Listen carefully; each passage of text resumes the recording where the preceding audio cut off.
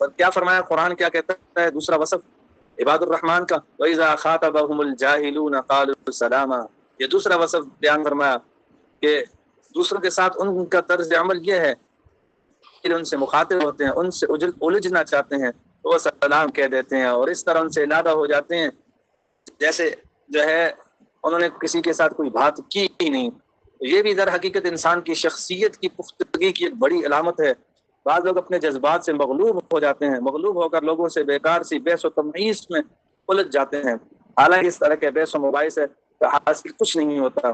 مطلب یہ ہے کہ اپنے نفس کے لیے انتقام قولی یا فعلی نہیں لیتے، اور جو خشونت، تعذیب، اصلاح سیاست شرعیہ، اعلاء کلمت اللہ کے لیے ہو، اس کی نفی مقصود نہیں ہوتی۔ ظاہر ہے کہ جاہل کی بدتمیزی پر کس قدر انسان کو غصہ آتا ہے، خصوصاً جب کہ مخاطبت کے ساتھ ہو تو وہ ان سے چھیڑ چھاڑ نہیں کرتے اور الجھتے نہیں ہیں اور سائڈ پہ ہو جاتے ہیں۔ اسی لیے فرمایا جو عباد الرحمن بندہ ہوگا، چاہے وہ مرد ہو عورت ہو، وَإِذَا خَاطَبَهُمُ الْجَاهِلُونَ قَالُوا سَلَامًا، جب وہ جاہلوں سے اس کا پلہ پڑے گا قَالُوا سَلَامًا کہہ کر گزر جائے گا۔ یہ نہیں ہے کہ اپنا علم جھاڑے گا، کہ اپنا جو ہے علم جھاڑے گا، بلکہ وہ عاجزی اور انکساری کے ساتھ سلامہ کہتا وہ چلا جائے گا۔ علماء کے اندر یہ چیز آ گئی ہے، جاہلوں کے ساتھ بحث و مباحث سے، جاہلوں کے ساتھ جو ہے مناظرے، جاہلوں کے ساتھ جو عجیب عجیب باتیں اور عجیب ماحول بنایا ہوتا ہے۔ سوشل میڈیا پہ ایک دوسرے کی ٹانگیں کھینچ رہے ہوتے ہیں۔ جو حلال لوگ ہیں ان کے ساتھ ان کو جواب دینے کی کیا ضرورت ہے؟ تو جو عباد الرحمن بندہ ہوگا، جو عباد الرحمن بندی ہوگی، وہ کبھی بھی جاہل سے پنگا نہیں دیں گے، کبھی بھی وہ جاہل کے ساتھ بحث و مباحثہ نہیں کریں گے، بلکہ خاموش ہو کر سائڈ پہ ہو جائیں گے۔ جاہل بندے کے ساتھ چھیڑ چھاڑ میں اپنے آپ کو الجھانا نہیں چاہیے۔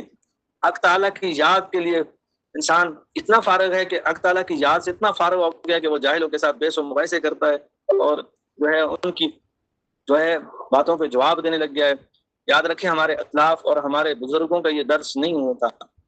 ایک شخص حضرت خالد بن ولید رضی اللہ تعالیٰ عنہ سے کہنے لگا فلاں آدمی نے آپ کو گالی دی ہے، تو انہوں نے فرمایا اس کا صحیفہ اعمال ہے، جس طرح چاہے اس سے بھر لے۔ ایک اور شخص حضرت وہب بن منبر رضی اللہ تعالیٰ عنہ سے کہنے لگا فلاں نے آپ کو گالی دی ہے، تو انہوں نے جواب میں فرمایا کیا شیطان کو تیرے علاوہ کوئی پیغامبر نہیں ملا تھا کہ تم نے مجھے پیغام پہنچا دیا؟ پھر اسی طرح حضرت علی بن حسین رضی اللہ تعالیٰ عنہ سے کسی نے کہا فلاں آپ کو برا بھلا کہہ رہا ہے، آپ کی غیبت کرتا ہے، تو انہوں نے جواب دیا اس نے جو کچھ کہا اگر وہ درست ہے تو اللہ مجھے معاف فرما دیں، اللہ مجھے معاف کر دیں، اور میرے بارے میں جو اس نے کہا ہے وہ غلط ہے تو اللہ اس کو معاف فرما دیں۔ تو اس طرح یہ ہمارے مشائخ بزرگان دین، ہمارے اسلاف کا طرز عمل ہوا کرتا تھا، تو وہ جاہلوں کی باتوں کا جواب ہی نہیں دیتے تھے۔ افسوس آج ہم ہر بندہ ہی بحث و مباحثے کے چکروں میں ہوتا ہے۔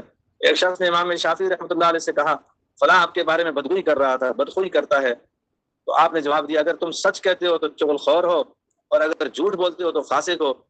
تو وہ بندہ بڑا شرمندہ ہوا۔ اس لیے عباد الرحمن جو بندہ ہوگا، ایک تو یہ ہے عباد الرحمن جو بندہ ہوگا اس کے اندر عاجزی اور انکساری ہوگی، دوسرا یہ ہوگا کہ وہ کبھی بھی جو ہے فسادی انسان کے ساتھ بحث و مباحثہ نہیں کرے گا،